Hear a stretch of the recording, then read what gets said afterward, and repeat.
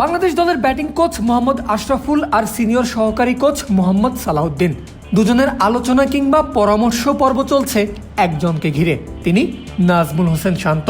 অথচ এই তিনজনের কারোরই এখানে থাকার কথা না, কারণ শুক্রবার পাকিস্তানের বিপক্ষে ম্যাচ হারের পরই জানিয়ে দেওয়া হয় আজ শনিবার টাইগারদের অনুশীলন কিংবা কোনো ধরনের অ্যাক্টিভিটিস নেই, অর্থাৎ সিরিজ নির্ধারণী ম্যাচের আগের দিন বিশ্রাম কাটাবেন ক্রিকেটাররা।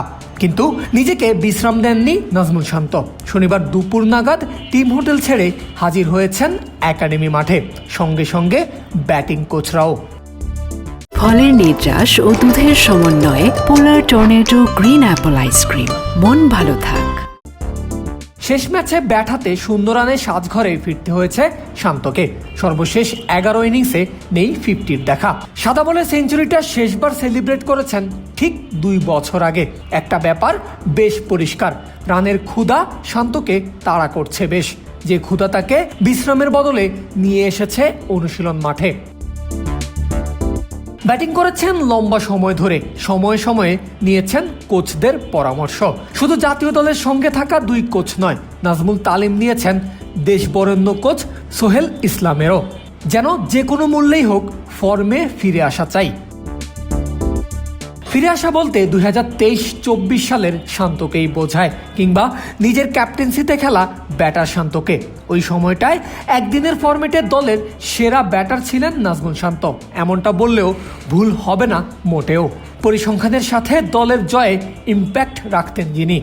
বিপক্ষ দলের করা 250-এর বেশি রান চেজ করে বাংলাদেশ জিতেছে, এমন সর্বশেষ 2 ম্যাচেই শান্তর রান যথাক্রমে 90 এবং অপরাজিত 122। ক্যাপ্টেন হিসাবে বাংলাদেশ দলের 13টা ম্যাচে ব্যাটিং করে 51-এর বেশি এভারেজে 564 রান করা শান্ত 1 সেঞ্চুরির পাশাপাশি 4টা 50 ইনিংস খেলেছেন। নিজেকে পারফেক্ট নাম্বার 3 ব্যাটার হিসাবে থিতুও করেছেন। অথচ ক্যাপ্টেন্সি ছাড়তেই যেন বদলে গিয়েছে দলের সবচেয়ে নির্ভরযোগ্য ব্যাটারের দৃশ্যপট।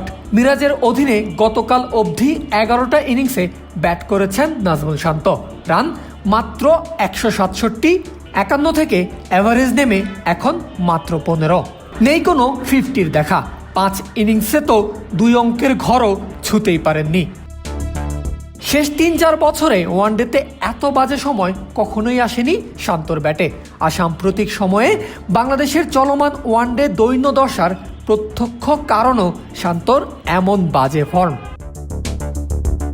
নিজের অবস্থানটা সবচেয়ে বেশি নাজমুল শান্ত নিজেই অনুধাবন করেন, তাই তো রানের ক্ষুধা আর ফর্মে ফেরার তাড়ায় ছুটিও দিচ্ছেন না নিজেকে। সর্বোপরি প্রত্যাশা একটাই, শান্ত ফিরবেন, আবার টাইগার ক্রিকেটের বড় ভরসা হয়ে দাঁড়াবেন ব্যাট হাতে। পারভেজ আল হাসান, ক্রিক ফ্রেন্জি।